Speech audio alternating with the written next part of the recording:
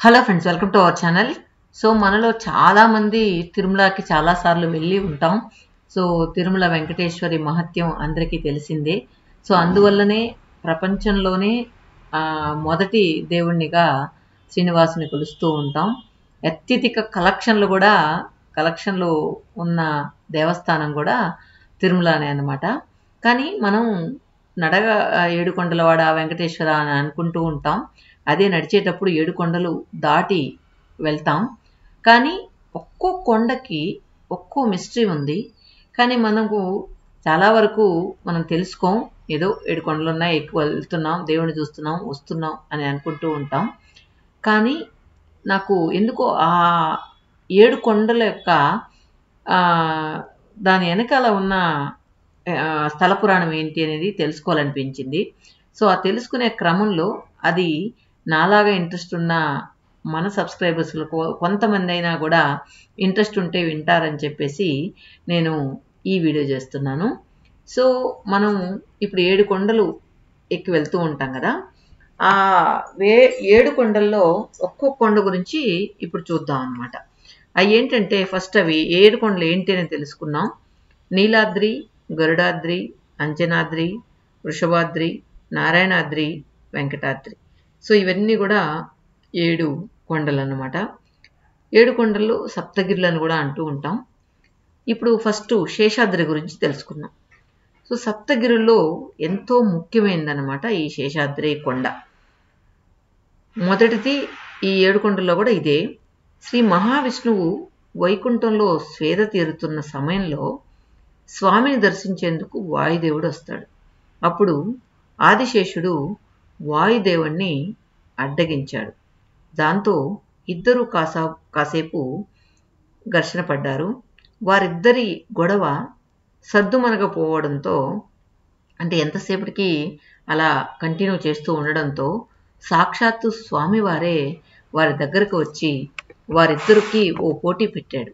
అదేంటంటే ఆదిశేషుడు ఆనంద శిఖరాన్ని చుట్టుకొని ఉండగా వాయుదేవుడు ఆ పర్వతాన్ని కదిలించాలని చెప్పాడు. ఈ పోటీకి ఇద్దరూ సరే అని ఎవరి ప్రయత్నం వారు చేస్తున్నారు. అలా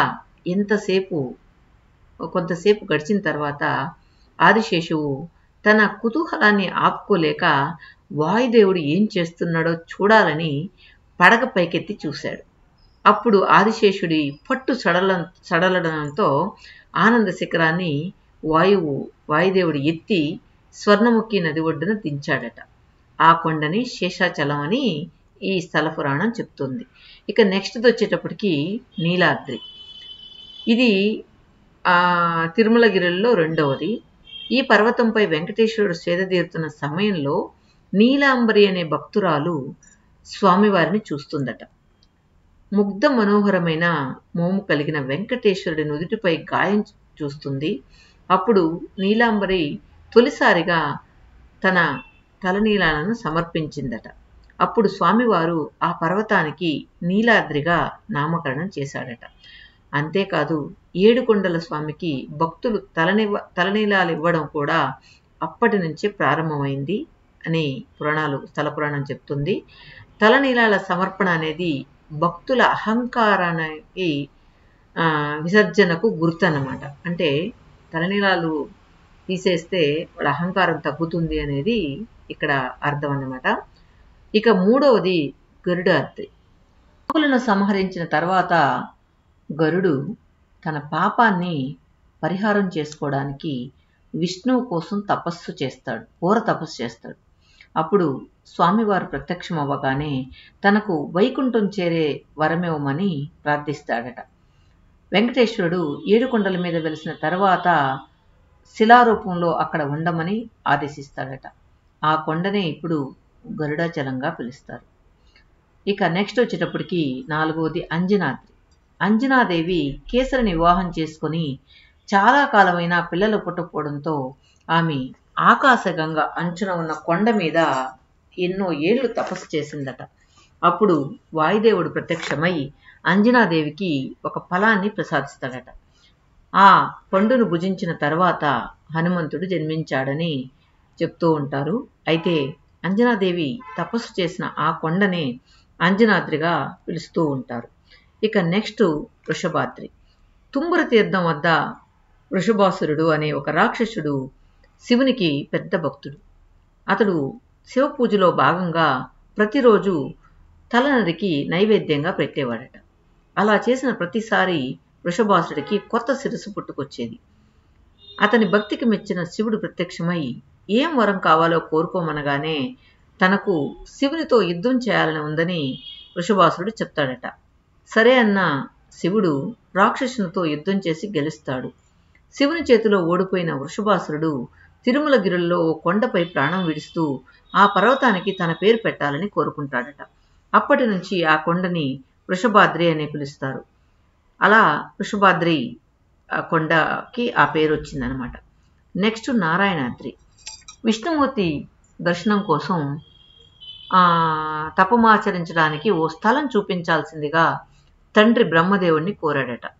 అప్పుడు బ్రహ్మదేవుడు ఓ ప్రదేశం చూపించగానే ఘోర తపస్సు చేశాడట. అతని భక్తికి మించిన నారాయణుడు ప్రత్యక్షం అవ్వగానే తాను తపస్సు చేసిన స్థలాన్ని తన పేరుతో పిలిచేలా వరం ఇవ్వమని అడిగాడట. అప్పటి నుంచి ఆ కొండకు నారాయణాద్రి అనే పేరు వచ్చిందని చెప్తారు. నెక్స్ట్ వెంకటాద్రి. వెంకటాద్రి సాక్షాత్తు కలియుగం వెలసిన తిరుమలగిరి. అలా వైకుంఠం నుంచి గరుడు నేలపైకి తీసుకువచ్చిన స్వామివారి క్రీడాస్థలం వెంకటాద్రిదేనని పురాణాలు చెప్తున్నాయి. వేం అంటే పాపాలు అనే అర్థం, కట అంటే హరించడం అని అర్థం వస్తుందట. అందుకే ఈ పవిత్రమైన గిరిని వెంకటాద్రి అని పిలుస్తారు. ఇక మొత్తం ఈ స్థల పురాణం అంతా ఇలా ఉంది. ఇక తిరుమల ఆలయ నిర్మాణం. పూర్వం కాళహస్తిలో పురందర సోమయాజి అనే బ్రాహ్మణుడు నివసించేవాడు. ఈ సోమయాజి దంపతుల కుమారునికి మాధవుడు అని పేరు పెట్టి అల్లారు ముద్దుగా పెంచుకుంటున్నారు. చెడు సాహసాలు అలవాటు పడిన మాధవుడు ఒకరోజు కొంతమంది యాత్రికులతో తిరుమలగిరికి వెళ్తాడు. స్వామివారిని దర్శించుకోవడానికి వెళ్లిన మాధవుడికి ఒళ్ళంతా మంటలు పుడతాయి. దాంతో మాధవుడు పెద్దగా కేకలు పెట్టడంతో క్రమంగా మంటలు తగ్గుతాయి. ఆ మంటలతో పాటు మాధవునికి అన్ని పాపాలు నశించిపోతాయి. అప్పటి నుంచి మాధవుడు శ్రీవారి సేవకే అంకితమైపోయాడు. ఆ మాధవుడే తొండమాన్ చక్రవర్తిగా పుట్టి స్వామివారికి ఆలయ నిర్మాణానికి ప్రోత్సహించి ఆలయ నిర్మాణం చేశాడని భక్తులు నమ్ముతూ ఉంటారు. ఇలా 7 కొండలకి 7 చరిత్రలు ఉన్నాయన్నమాట. ఈ స్థల పురాణం ఎందుకో నాకు తెలుసుకోవాలనిపించి అది కూడా మీకు వినిపించాలనిపించి ఈ వీడియో చేస్తున్నాను. సో ఎలా అనిపించిందో కామెంట్స్లో చెప్పండి. Thank you for watching.